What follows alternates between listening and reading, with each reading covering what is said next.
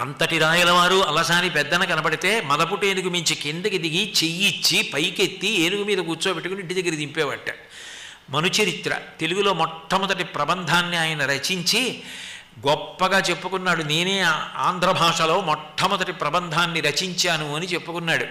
అటువంటి ప్రబంధ రచన చేసినప్పుడు అలసాని పెద్దన గారిని పల్లకీలో కూర్చోబెట్టి రాయలవారు భుజం మీద పల్లకీ పెట్టుకుని మోసాడు. అలసాని పెద్దన గారి ఎడమ పాదానికి రాయలవారు గండపెండేరం దొడిగాడు. ఎన్నో బహుమానాలు ఇచ్చాడు. అంతటి చక్రవర్తి అంత గౌరవించడానికి కారణం సరస్వతీ కటాక్షం.